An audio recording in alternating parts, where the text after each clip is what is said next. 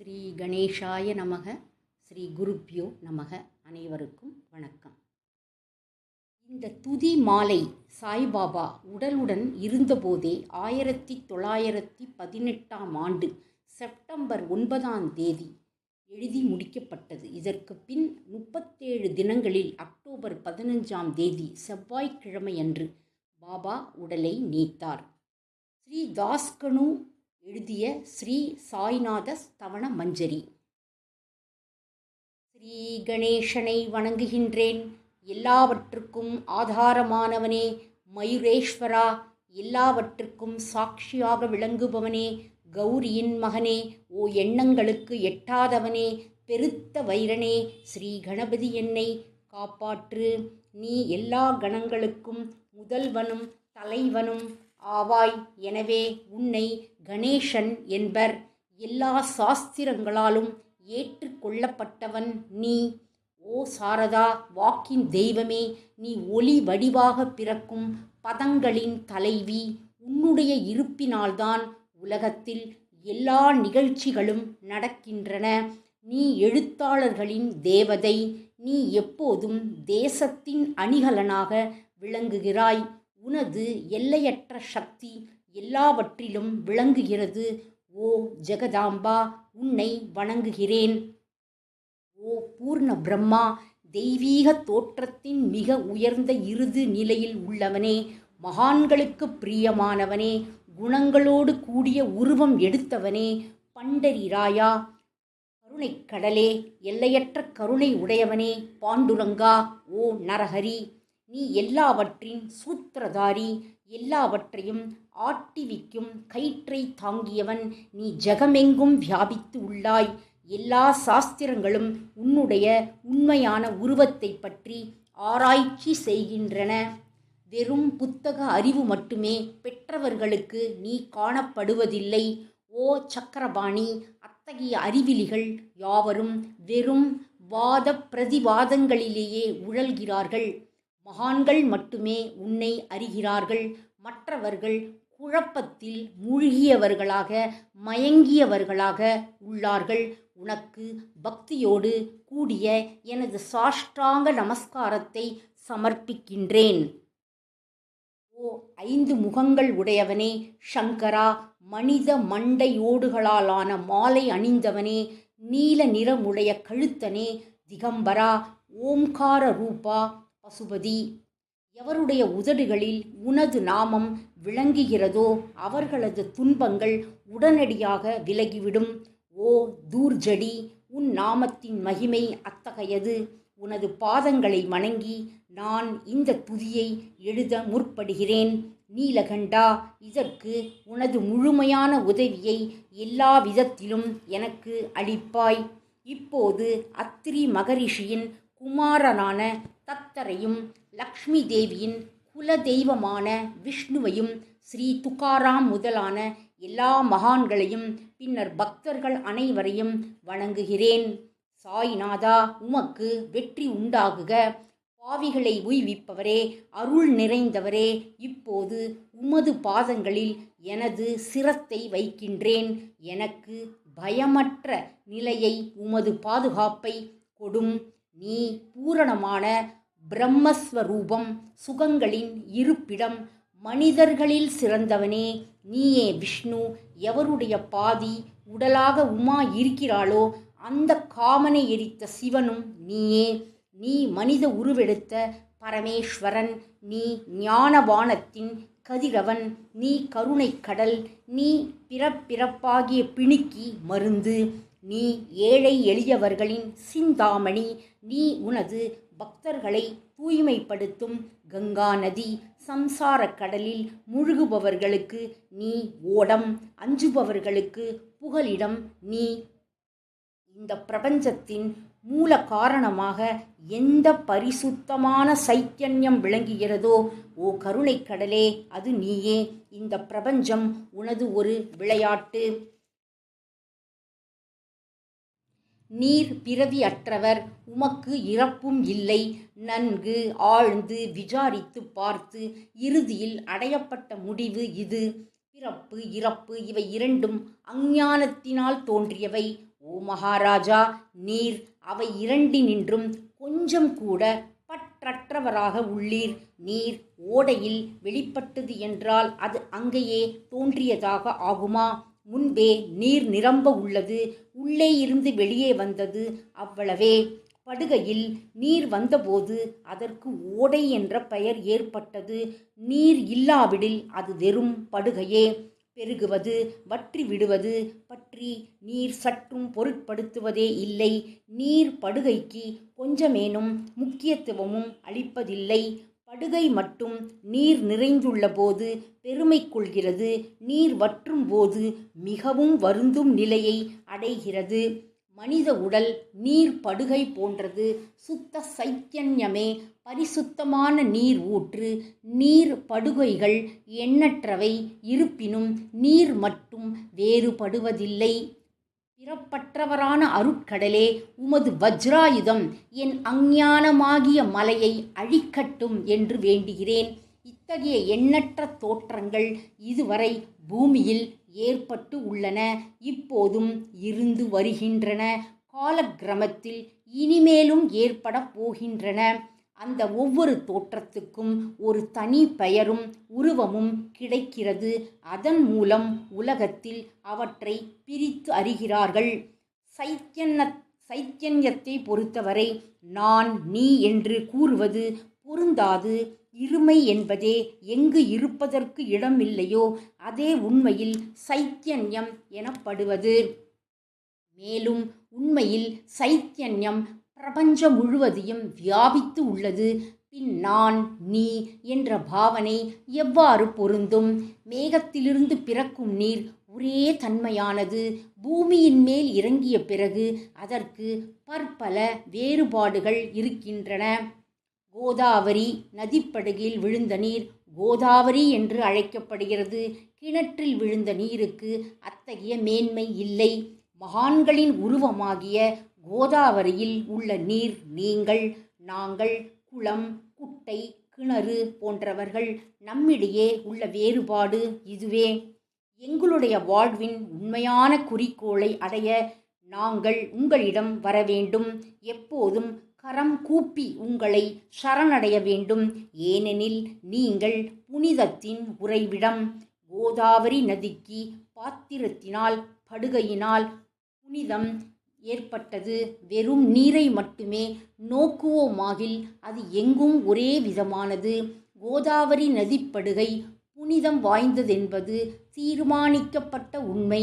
அதனை தீர்மானிப்பதற்கு பூமியின் நல்லதன்மை, தீயதன்மை ஆகியவே உதவி செய்கின்றதென்பதை நோக்கவும். மேகத்தினின்று வந்த நீரின் புனிதத்தை எந்த பூமி பாகம் மாற்றவில்லையோ அந்த பாகத்தை சாஸ்திரம் அறிந்தவர்கள் கோதா என்று அழைத்தார்கள். மற்ற இடங்களில் விழுந்த நீர் அந்தந்த மண்ணின் குணத்தை ஏற்றுக்கொண்டது. தோற்றத்தின் போது இனிமையாயிருந்த நீர் அசுத்தமாகவும் கசப்பாகவும் உப்பாகவும் ஆயிற்று. அவ்வாறே ஓ குருவரா, எந்த சரீரத்தில் 6 வைரிகளின் மாசு ஏற்படவில்லையோ அந்த புனிதமான சரீரத்துக்கு மகான் என்ற பெயர் பொருந்தும். எனவே மேன்மையும் புனிதமும் பொருந்திய மகான்களை அந்த கோதாவரி என்றே கூறுகிறேன். எல்லா ஜீவர்களிலும் உங்களது தகுதி மிகச் சிறந்ததாக உள்ளது. பிரபஞ்சத்தின் ஆரம்ப காலத்திலிருந்தே கோதாவரி ஏற்பட்டு உள்ளது. நீரும் முழுமையாக நிரம்பி உள்ளது. இன்று வரை அதற்கு குறைவு ஏற்படவில்லை. ராவணனுடைய வைரி கோதாவரியின் கரைக்கு வந்தபோது இருந்த அதே நீர் இன்று வரை எவ்வாறு இருக்கும் என்று பாருங்கள். படுகை மட்டும் அதே நீர் கடலை அடைந்தது. நீர் படுகையின் புனிதத்தன்மை மட்டும் இன்று வரை நிரந்தரமாக உள்ளது. ஒவ்வொரு ஆண்டும் பழைய நீர் சென்று புதிய நீர் படுகையின் உள்ளே வருகிறது. பாபா, அதே நியாயம் உங்களுக்கும் பொருந்தும். ஒவ்வொரு நூற்றாண்டும் ஒரு ஆண்டைப் போலவும் அந்த நூற்றாண்டில் தோன்றிய சாதுக்கள் நீரைப் போலவும் அவர்களுள் மிகப்பெரிய மகான்கள் அலைகள் போலவும் உவமிக்கப்படுகிறார்கள். இந்த மகான்களின் உருவமாகிய கோதாவரியில் முதல் ஆண்டில் சனத, சனக, சனந்தன்னர் முதலியோரின் வெள்ளம் ஏற்பட்டது. பின்னர் நாரதர், தும்புரு, துருவன், பிரகலாதன், பலிராஜா, சபரி, அங்கதன், வாயுகுமாரன், விதுரர், கோபர்களும் கோபிகைகளும் தோன்றினர். இவ்வாறு இன்று வரை ஒவ்வொரு நூற்றாண்டிலும் ஒன்றன் பின் ஒன்றாக மகான்களின் வெள்ளம் ஏற்பட்டு வந்து உள்ளது. நான் அதனை வர்ணிப்பதற்கு இயலாதவனாக உள்ளேன். ஓ சாயிநாதா, இந்த நிகழும் நூற்றாண்டில் மகான்களின் தோற்றமாகிய கோதாவரியில் நிச்சயமாக உமது வெள்ளம் வந்துள்ளது. எனவே உமது திவ்ய சரணார விந்தங்களுக்கு வந்தனை செய்கிறேன். மகாராஜா, எனது துர்க்குணங்களை கொஞ்சம் கூட பொருட்படுத்த வேண்டாம். நான் ஏழை, எளியவன், அஞ்ஞானி, பாவிகளுக்குள்ளே தலை சிறந்தவன், எல்லா துர்க்குணங்களும் பொருந்தியவன். ஆனால் என்னை நிராகரிக்க வேண்டாம். பரிச்சக்கல் இரும்பினுடைய குறைகளை பொருட்படுத்துவதில்லை. கோதாவரி நதி தன்னை அடைந்த கிராமத்து சிறு ஓடைகளை திருப்பி அனுப்புவதில்லை. உங்களுடைய அருள் நோக்கை செலுத்தி என்னிடமுள்ள எல்லா தீய குணங்களையும் விரைவாக அழித்து விடுங்கள். அடியேனுடைய வேண்டுதல் இதுவே. பரிச்சக்கலின் தொடர்பு ஏற்பட்டும் இரும்பின் இரும்புத்தன்மை அழிக்கப்படாவிட்டால் குருவரா, அது பரிச்சக்கலின் பெருமைக்கு இழுக்கு. என்னை பாவியாகவே இருக்கும்படி வைக்காதீர். தாங்கள் தாழ்வும் அடைய வேண்டாம். நீங்கள் பரிச்சக்கல், நான் இரும்பு. எனது அவமானம் உமதே என்பதை பாருங்கள். குழந்தை எப்போதும் தவறுகள் செய்கிறது. ஆனால் தாய் சினம் கொள்வதில்லை. இதை நினைவிற்கொண்டு எனக்கு உங்கள் அருளாகிய பிரசாதத்தை அளிப்பீராக. ஓ சத்குரு சாயிநாதா, நீயே எனது கற்பகத்தரு சம்சார சாகரத்தை கடக்க உதவும் சிறந்த படகு. நிச்சயமாக நீயே. நீ காமதேனு, சிந்தாமணி, நீ ஞானவானத்தின் கதிரவன், நீ நற்குணங்களின் பெரும் சுரங்கம், ஸ்வர்க்கத்திற்கு செல்ல உதவும் படிக்கல்லும் நீயே. ஓ புண்ணியங்களின் இருப்பிடமே, சுத்தகரிப்பவரில் சிறந்தவரே, ஓ சாந்தமூர்த்தி, ஆனந்தத்தின் உறைவிடமே, பிரம்மஸ்வரூபா, பரிபூரணனே, வேறுபாடு அற்றவனே, ஞானக்கடலே, ஓ ஞானத்தின் உருவமே, மனிதர்களில் சிறந்தவனே, பொறுமை, சாந்தி ஆகியவற்றின் உறைவிடமே, பக்தர்களின் இளைப்பாறும் இடமே, என்பால் மகிழ்வு நிறைந்த உன் அருள் நோக்கை செலுத்து. சத்குரு மச்சிந்தரரும் நீயே, மகாத்மா ஜாலந்தரரும் நீயே. நீயே நிவிருத்திநாதரும் ஞானேஸ்வரரும் ஆவாய். கபீர், ஷேக் முகமது, ஏசுநாதர் ஆகியோரும் நீயே. நீயே போதலாவும் சாவாதாமாளியும் உண்மையில் ராமதாசரும் நீயே. சாயிநாதா, நீயே துகாராம், சகாராம், மகாராஜும் மாணிக்க பிரபுவும் நீயே. உமது இந்த அவதாரம் உண்மையில் அறிய முடியாத விதமாக உள்ளது. தங்களுடைய ஜாதியை பற்றி எவரும் அறிந்து கொள்ளும்படி தாங்கள் விடவில்லை. சிலர் உங்களை முஸ்லிம் என்கின்றனர், சிலர் அந்தணர் என்கின்றனர். கிருஷ்ணனுக்கு சமமான லீலைகளை தாங்கள் செய்கிறீர்கள். ஸ்ரீ கிருஷ்ணனை பார்த்து ஜனங்கள் பலவிதமாக பேசினர். சிலர் யதுகுலத்து அரிய ஆபரணம் என்றனர், சிலர் இடையன் என்றனர். யசோதை மென்மையான குழந்தை என்றால், கம்சன் மகா காலன் என்றான். உத்தவர் அன்பு வடிவானவன் என்றார். அர்ஜுனன் பூர்ணஞானி என்றான். அவ்வாறே குருவரா, தங்களை பற்றியும் தத்தமது மனத்தில் நிச்சயப்படுத்தியதற்கு தக்கபடி அவரவர்கள் அழைக்கின்றனர். மசூதி உங்களது இருப்பிடம். உமது காதுகள் குத்தி இருக்கப்படவில்லை. உங்களது பாத்தியா சடங்கையும் பார்த்துவிட்டு உங்களை முஸ்லிம் என்று கூறுவது பொருத்தமாகவே உள்ளது. அவ்வாறே கருணை உருவான உமது அக்னி வழிபாட்டை பார்த்து நீங்கள் ஹிந்துதான் என்று எங்கள் மனதில் நிச்சயம் ஏற்பட்டது. ஆனால் வெளி விவகாரங்களில் உள்ள இத்தகைய வேறுபாடுகளை தர்க்கவாதிகளே விரும்புவார்கள். உண்மையான ஞானத்தில் ஆர்வமுள்ள பக்தர்கள் அவற்றுக்கு முக்கியத்துவம் அளிக்க மாட்டார்கள். நீங்கள் பிரம்மத்தின் நிலையில் விளங்குகிறீர்கள். உங்களுக்கு ஜாதியும் கோத்திரமும் இல்லை. நீர் எல்லோருக்கும் குருமூர்த்தியாகவும் ஆதி காரணமாகவும் உள்ளீர். முஸ்லிம் இந்துக்களிடையே பகைமை ஏற்பட்டதால் அவர்களை ஒற்றுமைப்படுத்துவதற்காக மசீது அக்னி இரண்டையும் ஏற்று பக்தர்களுக்கு உங்கள் லீலையை காட்டினீர்கள். தாங்கள் ஜாதி மதங்களுக்கு அப்பாற்பட்டவர். நீங்கள் பிரம்மமே. உண்மையில் நீங்கள் தத்துவமசி. நீங்கள் உண்மையில் தர்க்கங்களுக்கு அப்பாற்பட்டவர். உங்கள் முன்னால் எவ்வளவோ தர்க்க விதர்க்கங்கள் நிகழ்ந்தன. அங்கே எனது சாதாரண மொழிகள் எப்படி ஏற்படும்? ஆனால் உங்களை பார்க்கும்போது என்னால் மௌனமாக இருக்க முடியவில்லை. துதி செய்வதற்கு உலக வழக்கில் பதங்களே சாதனமாக உள்ளன. எனவே உங்கள் அருளாசியுடன் பதங்களால் என்னென்ன வர்ணங்களை ஏற்படுகின்றனவோ அவற்றை எப்போதும் செய்வேன். மகான்களின் தகுதி கடவுளின் தகுதியை விட வேறுபட்டதும் மிக உயர்ந்ததும் ஆகும். சாதுக்களின் அருகில் எனது உனது என்ற வேறுபாடுகளுக்கு சிறிதேனும் இடமில்லை. ஹிரண்யகசிபுவுக்கும் ராவணனுக்கும் கடவுளை வெறுத்ததன் மூலம் மரணம் ஏற்பட்டது. இத்தகைய சம்பவம் ஒன்று கூட மகான்களின் கரத்தால் நிகழவில்லை. அரசன் கோபிச்சந்தன் ஜாலந்தரரை சாணக்குவியலில் புதைத்தான். ஆனால் அந்த மகான் மனம் வருந்துவதில்லை. மாறாக அந்த அரசனை சம்சார சுழலிலிருந்து விடுவித்து அமரனாக செய்துவிட்டார். இத்தகைய மகான்களின் மேன்மையை எவ்வாறு வர்ணிப்பேன்? மகான்கள் சூரியனை போன்றவர்கள். அவர்களின் கருணை ஒளிமயமானது. மகான்கள் சுகம் தரும் சந்திரனை போன்றவர்கள். அவர்களது அருள் சந்திரனுடைய ஒளி போன்றது. மகான்கள் இதமளிக்கும் கஸ்தூரி போன்றவர்கள். அவர்களது அருள் அதன் நறுமணம் போன்றது. மகான்கள் ரசம் நிரம்பிய கரும்பு போன்றவர்கள். அவர்களது அருள் அந்த ரசத்தின் இன்சுவை போன்றது. மகான்கள் நல்லவரிடமும் தீயவரிடமும் ஒரே விதமாக நடந்து கொள்கிறார்கள். மாறாக பாவிகளிடமே எல்லையற்ற அன்புள்ளவராக உள்ளார்கள். கோதாவரி நதியின் நீரில் அழுக்கு அடைந்த துணிகளே துவைக்கப்படுவதற்காக வருகின்றன. சுத்தமானவை கோதாவரி நின்று வெகு தொலைவில் பெட்டியிலேயே தங்குகின்றன. பெட்டியில் வைக்கப்பட்டிருந்த அந்த துணியும் ஒரு முறை கோதாவரியின் படுகையில் நன்றாக துவைப்பதற்காக வந்தது.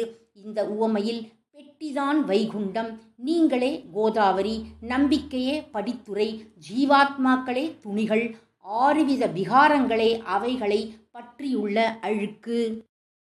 உங்களது பாதார விந்தங்களை தரிசிப்பதே கோதாவரி ஸ்நானம் ஆகும். எல்லா அழுக்குகளையும் போக்கி சுத்தப்படுத்துவதில் நீர் மிகுந்த சாமர்த்தியசாலி. சம்சாரத்தில் உழலும் ஜனங்களாகிய நாங்கள் மேலும் மேலும் அழுக்கு படிந்தவர்களாக உள்ளோம். எனவே மகான்களின் தரிசனம் பெறுவதற்கு உரிமை பெற்றவர்கள் நாங்கள். கோதாவரி நதி நீர் நிரம்பி உள்ளது. படித்துறையில் துவைப்பதற்கான அழுக்கு துணிகள் உள்ளன. அவை அப்படியே துவைக்கப்படாமல் கிடந்தால் அது உண்மையில் கோதாவரிக்கு இழுக்கு ஆகும். நீங்கள் அடர்ந்த நிழலும் குளிர்ச்சியும் தரும் சிறந்த மரம். நாங்கள் உண்மையில் பாதசாரிகள். கதிரவன் தாபத்திரயங்களாகிய வெயிலால் எங்களை சுட்டு எரிக்கின்றான். அவனுடைய தாபத்திலிருந்து கருணை கூர்ந்து ஓ குருராயா எங்களை காப்பாற்றும். உங்களின் நல் அருளின் குளிர் நிழல் இவ்வுலகிற்கு அப்பாற்பட்ட தன்மையது. மரத்தின் அடியில் அமர்ந்ததும் ஒருவன் மேலே இருந்து வெயிலை உணர்வானாகில் அந்த மரத்தை எவர் நிழல் தரும் மரம் என்று கூறுவர். உமது அருளின்றி உலகில் நன்மை என்பது ஏற்படுவதில்லை. தர்மத்தை நிலைநிறுத்துவதற்காக சேஷசாயி அர்ஜுனனுக்கு நண்பன் ஆனான். விபீஷணன் சுக்ரீவனுடைய அருளினாலேயே அரசன் ஸ்ரீராமனின் அருகாமையை அடைந்தான். மகான்களின் மூலமாகத்தான் ஸ்ரீஹரி மேன்மையை அடைந்தார். எந்த பிரம்மத்தை பற்றி வேதங்களில் கூட வர்ணிக்கப்படவில்லையோ அத்தகைய பிரம்மத்தை உலகத்தில் சகுனமாக செய்து வெட்க வைத்தார்கள் மகான்கள். தாமாஜி என்ற பக்தர் வைகுண்டபதியும் ருக்மணி வரனுமாகிய இறைவனை ஒரு மகான் தாழ்ந்த குலத்தவனாக உருவெடுக்கும்படி செய்தார். ஷோகமேளா என்ற பக்தர் ஜெகதாத்மான இறைவனை தமது எருமைகளின் சவத்தை எடுக்கும்படி செய்தார். மகான்களின் பெருமையை உணர்ந்த ஜெகஜீவனாகிய இறைவன் அவர்களுக்காக தண்ணீரும் சுமந்தான். உண்மையில் மகான்கள் சச்சிதானந்த பிரபுவாகிய இறைவனின் எஜமானர்கள் ஆவார்கள். இப்போது அதிகம் சொல்வதற்கு எனக்கு வரவில்லை. நீயே எங்களுடைய தாயும் தந்தையும். ஓ சத்குரு சாய்நாதா, ஷீரடி கிராமத்தில் வசிப்பவரே, பாபா, உமது லீலைகளின் உண்மையான பொருளை எவரும் அறியவில்லை. அவ்வாறு இருக்க எனது வெற்று வார்த்தைகள் எவ்வாறு அவற்றை விளக்க முடியும்? சொல்லுங்கள். ஜீவன்களுக்கு உய்வளிக்கும் பொருட்டு தாங்கள் ஷீரடியில் வந்தீர்கள். அகல்களில் நீரூற்றி விளக்கேற்றி நீங்கள் எரிய வைத்தீர்கள். 7 சாண் நீளமுள்ள குறுகிய மரப்பலகையை நீங்கள் படுத்து கொள்ளும் கட்டிலாக்கி உங்கள் யோக சாமர்த்தியத்தின் சக்தியை பக்தர்களுக்கு காட்டினீர்கள். அநேக பெண்மணிகளின் மலட்டுத்தன்மையை நீக்கி அருளினீர்கள். எத்தனையோ வியாதிகளை உதியின் மூலம் குணப்படுத்தினீர்கள். இவ்வுலக சம்பந்தமான துன்பங்களை நீக்குவது உமக்கு ஒரு பொருட்டே அன்று. யானை ஒன்று எறும்பை ஒரு சுமையாக எவ்வாறு கருதும்? இப்போது குருராயா, இந்த எளியவன்பால் கருணை காட்டுவீராக. நான் உமது பாதங்களை அண்டியுள்ளேன். என்னை திருப்பி அனுப்பிவிடாதீர்கள். நீர் அரசருக்கெல்லாம் அரசர், குபேரனுக்கும் குபேரர், வைத்தியர்களுக்கெல்லாம் வைத்தியர். உங்களை விடச் சிறந்தவர் எவருமே இலர். மற்ற தெய்வங்களை பூஜிப்பதற்கு அதற்கு தகுந்த சிறப்பு உபகரணங்கள் உள்ளன. ஆனால் உம்மை பூஜிப்பதற்கு உலகில் பொருட்களே இல்லை. சூரியனுடைய இல்லத்தில் தீபாவளி பண்டிகை வந்ததென்றால் எப்பேற்பட்ட பொருட்களை கொண்டு அதை கொண்டாடுவோம்? சமுத்திரத்தின் தாகத்தை தீர்க்க இப்புவியிடத்தில் நீர் இல்லை. நெருப்பை உஷ்ணப்படுத்த எங்கிருந்து அக்னி கொண்டு வருவது? ஓ ஸ்ரீ சமர்த்த குருராயா, பூஜைக்குரிய பொருட்கள் யாவும் உண்மையில் உமது ஆத்மாவின் அம்சமாய் உள்ளன. மேற்கூறப்பட்டவையெல்லாம் தத்துவ திருஷ்டியால் கூறப்பட்ட பேச்சுக்களை அன்றி என் மனதில் அனுபவத்தால் ஏற்பட்டவை அன்று. அனுபவம் இன்றி கூறப்படும் பதஜாலங்கள் வீணே ஆகும். போகட்டும். உலக வழக்கில் உள்ளபடி உமக்கு நான் பூஜை செய்யலாம் என்றால் அதனை செய்வதற்கு தேவையான திறமை எனக்கு இல்லை. எனது குருராயனே, பலவித கற்பனைகள் செய்து உமக்கு பூஜை செய்கிறேன். அருள் மிகுந்தவரே, அடியேனுடைய அத்தகைய பூஜையை ஏற்றுக்கொள்வீராக. இப்போது அன்பு கண்ணீரால் உமது பாதங்களை கழுவுகிறேன். உண்மையான பக்தியாகிய சந்தனத்தை அரைத்து உமக்கு பூசுகிறேன். எனது அழகிய பதங்களாகிய இந்த கவனியை உமக்கு அணிவிக்கின்றேன். பிரேமை என்ற மலராகிய மாலையை உமது கழுத்தில் அணிவிக்கின்றேன். எனது துர்க்குணங்களாகிய தூபத்தை உமக்கு முன்பு எரிய விடுகிறேன். அது மிக தீய பொருளாயினும் அதனின்று தீய வாசனை எழுவதில்லை. சத்குருவுக்கு முன்பு அன்றி வேறு எங்கெங்கு தூபம் எரியப்பட விடுகிறதோ அங்கெல்லாம் தூப பொருளுக்கு ஏற்படும் நிலை வருமாறு தூப திரவியத்துக்கு அக்னியின் சபர்சம் ஏற்பட்ட மாத்திரத்தில் அதனது நறுமணம் என்ற நல்ல குணம் அதனை விட்டுவிட்டு சென்று விடுகிறது. உமது எதிரே இதற்கு மாறாக நிகழ்கிறது. தீய தன்மைகள் அக்னியில் உரிந்து விடுகின்றன. உலகம் பார்த்து மகிழும்படி சத்குணம் எவ்வித குறைவுமின்றி தங்கிவிடுகிறது. மனிதனுடைய தீய குணங்கள் யாவும் எரிந்த பின் மனம் மாசற்றதாகிறது. கங்கையில் உள்ள மாசுக்கள் நீங்கியவுடன் அவள் இயல்பாகவே புனிதமடைகிறாள். மாயை மோகம் என்ற தீபத்தை உனக்கு சுற்றுகிறேன். அதன் மூலம் எனக்கு வைராக்கியம் என்ற ஒளி கிடைக்கும். உனக்கு அமருவதற்கு சுத்தமான நம்பிக்கை என்ற சிம்மாசனத்தை அளிக்கிறேன்.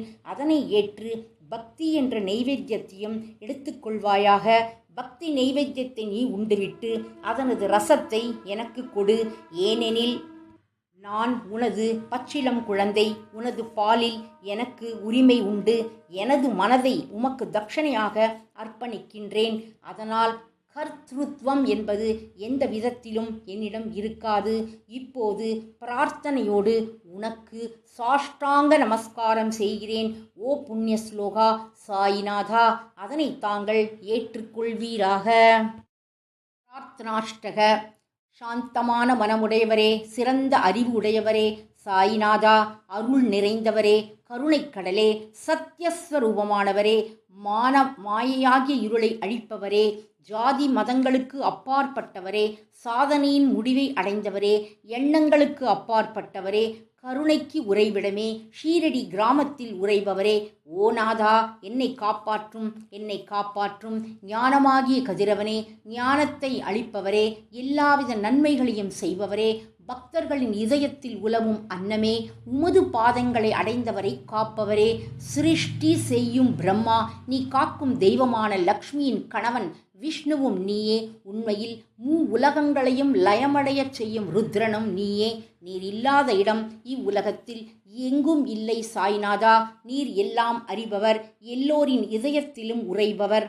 எனது எல்லா குற்றங்களையும் மன்னிக்க வேண்டுமென்று வேண்டுகின்றேன். பக்தியின்மை, சந்தேகங்கள் போன்ற அலைகளை விரைவில் நீக்குவீராக. நீர் பசு, நான் பச்சிளம் கன்று. நீர் சந்திரன், நான் சந்திரகாந்தக்கல். உங்கள் பாதங்கள் கங்கா நதியின் ஸ்வரூபம் ஆனவை. அவற்றை நான் பக்தியோடு வணங்குகின்றேன். இப்போது உமது அடைக்கலமளிக்கும் அருள்மயமான கரங்களை எனது சிரத்தின் மேல் வைப்பீராக. எனது வருத்தங்களையும் கவலைகளையும் நீக்குவீராக.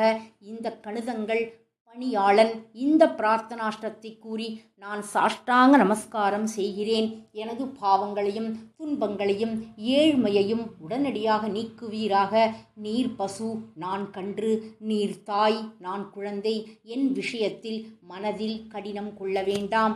நீர் மலை அருகில் உள்ள சந்தன மரம், நான் முள் அடர்ந்த புதர். நீர் புனிதமான கோதாவரி நீர், நான் பெரும் பாவி. ஓ குருராயா, உமது தரிசனம் ஏற்பட்ட பிறகும் என்னிடத்திலுள்ள துர்க்குணங்கள் என்ற மாசு அவ்வாறே தங்கியிருக்குமாயில் உம்மை சந்தனம் என்று எவர் கூறுவர்? கஸ்தூரியின் அண்மையை அடைந்த மண்ணும் உயர்வாக மதிக்கப்படுகிறது. மலர்களின் அண்மையால் நாரும் தரையில் உயர்ந்த இடத்தை பெறுகிறது. மகான்களின் தன்மையும் இத்தகையதே. அவர்கள் எந்தெந்த பொருட்களையெல்லாம் ஏற்றுக்கொள்கிறார்களோ அவற்றை உயர்ந்த நிலைகளை அடைவிக்கிறார்கள். சிவபெருமான் விபூதி, கோவணம், நந்தி ஆகியவற்றை ஏற்றுக்கொண்டதால் எல்லா திக்குகளிலும் அந்த பொருட்களுக்கு மிகவும் மதிப்பு ஏற்பட்டுள்ளது. இடையர்களை மகிழ்விக்கும் பொருட்டு பிருந்தாவனத்திலும் யமுனை நதிக்கரையிலும் ஜகத்துக்கெல்லாம் இறைவானவன் தெகிகாலா என்ற விளையாட்டை விளையாடினான். ஞானிகள் அவ்விளையாட்டையும் உயர்வாக மதிக்கிறார்கள். அவ்வாறே நான் துராச்சாரியா ஆயினும் உம்மை அடைந்துள்ளேன். ஓ குருராயா, எனவே இதை பற்றி உள்ளத்தில் எண்ணிப்பாரும். ஓ குருராயா, இகத்திலும் பரத்திலும் எந்தெந்த பொருட்களை சுகம் என்று என் மனம் சந்தேகமற கருதுகின்றதோ அவற்றையெல்லாம் நிறைவேற்ற வேண்டும். உமது கருணையினால் இவ்வாறு செய்துவிடும்.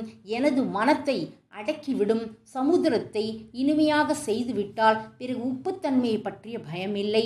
சமுத்திரத்தை இனியதாக்கும் சக்தி உண்மையில் உமக்குண்டு. எனவே எங்களது இந்த வேண்டுதலை நிறைவேற்றுவீர். என்னிடம் என்னென்ன குறைகள் உள்ளனவோ அவை அனைத்தும் உமதே. சித்தர்களுக்கெல்லாம் அரசனான உமக்கு குறை என்பது பொருந்தாது. இப்போது அதிகமாக சொல்வது எதற்காக? நீரே எனக்கு ஆதாரம்.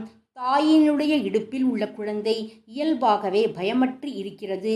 ஓ மகாராஜா, இந்த துதியை எவரவர்கள் அன்புடன் படிக்கிறார்களோ அவர்களுடைய விருப்பங்களை நிறைவேற்றுவீர். இந்த துதியை படிப்பவர்களின் 3 வித தாபங்களும் ஓர் ஆண்டுக்குள் விலகிவிடும் என்பதே இந்த துதியின் மேல் உமது நிரந்தரமான அருளாசியாக இருக்கட்டும். ஸ்நானம் முதலியவற்றை செய்து சுத்தமாக ஆனபின் உங்கள் மனதில் சுத்தமான பக்தியோடு தினமும் இந்த துதியை படிக்கவும். இவ்வாறு செய்ய முடியாவிட்டால் ஒவ்வொரு வியாழக்கிழமை அன்றும் மனதில் சத்குரு மூர்த்தியை இருத்தி படிக்கவும். அதுவும் கூட இயலாவிடில் ஏகாதசி தோறும் அதன் விளைவுகளை பார்ப்பதற்காக இந்த துதியை படியுங்கள். துதியை படிப்பவர்களுக்கு இறுதி கணத்தில் உயர்ந்த நிலையை குருமூர்த்தி அளிப்பார். நான் சொல்வதை கேட்டுக்கொண்டிருப்பவர்களே, இவ்வுலகியல் ஆசைகளை அவர் விரைவில் நிறைவேற்றுவார். இந்த துதியை பாராயணம் செய்வதால், மீண்டும் மீண்டும் படிப்பதால் முட்டாள்கள் அறிவாளிகள் ஆவார்கள். எவருக்காயினும் வாழ்நாள் குறைவாக இருப்பின் அவர்களை இதை படிப்பதால் 100 ஆண்டு ஆயுள் உள்ளவராவார்கள். இந்த துதியை படிப்பதால் செல்வத்துக்கு குறைவிருந்தால் குபேரன் அவர்களது இல்லத்துக்கு வந்து பணி செய்வான். இது சத்தியம், சத்தியம், சத்தியம் என்று 3 முறை உரைக்கின்றேன். சந்ததியற்றவர்களுக்கு இந்த துதியை படிப்பதால் குழந்தை செல்வம் கிட்டும். இதனை படிப்பவர்களின் ரோகங்கள் முற்றிலுமே நீங்கிவிடும். தினந்தோறும் இந்த துதியை பாராயணம் செய்வதால் பயமும் கவலைகளும் நீங்கிவிடும். மதிப்பும் மரியாதையும் உயரும். அழிவற்ற பிரம்மத்தை உணர்வார்கள். ஓ அறிவாளிகளே, உங்களது மனதில் இந்த துதியை பற்றி நம்பிக்கை கொள்ளுங்கள். தர்க்கங்கள், தவறான எண்ணங்கள் ஆகியவற்றுக்கு கொஞ்சம் கூட இடம் கொடுக்க வேண்டாம். ஷீரடி கஷேத்திரத்துக்கு கிரமமாக யாத்திரை செல்லுங்கள். பாபாவின் திருவடிகளை மனதில் இருத்துங்கள். அவர் அனாதைகளின் உறவினர், பக்தர்களின் விருப்பங்களை பூர்த்தி செய்யும் கற்பகத்தரு. அவருடைய பிரேரணையினாலேயே இந்த துதியை எழுதினேன். இல்லாவிடில் பாமரனாகிய என்னால் இத்தகைய படைப்பு எவ்வாறு ஏற்பட முடியும்? சக ஆண்டு 1840 பாத்ரபத மாதம் சுத்தபக்ஷத்தில் கணேச சதுர்த்தி திதியன்று திங்கட்கிழமை 2வது பிரகரத்தில் பிரகரம் 3 மணி நேரம் புனிதமான நர்மதா நதி தீர்த்தத்தில் உள்ள மகேஸ்வரர் என்ற க்ஷேத்திரத்தில் ஸ்ரீ அகல்யாதேவியின் சன்னதியில் ஸ்ரீ சாயிநாதஸ்வர மஞ்சரி நிறைவடைந்தது. மகேஸ்வரம் என்ற புகழ்பெற்ற க்ஷேத்திரத்தில் இந்த துதி நிறைவடைந்தது. ஸ்ரீ சாயிநாதர் என் மனதுள் புகுந்து ஒவ்வொரு பதத்தையும் என்னை கூற வைத்தார். தாமோதரன் என்ற சீடன் இந்த துதியை எழுதினான். தாஸ்கனுவாகிய நான் எல்லா மகான்களுக்கும் பணியால் ஸ்ரீ சாயிநாத ஸ்தவண மஞ்சரி சம்சார சாகரத்தை கடக்க உதவட்டும். ஓ பாண்டுரங்கா, இதுவே கௌசல்யாவின் பக்தி மிகுந்த பிரார்த்தனை. நன்றி, வணக்கம்.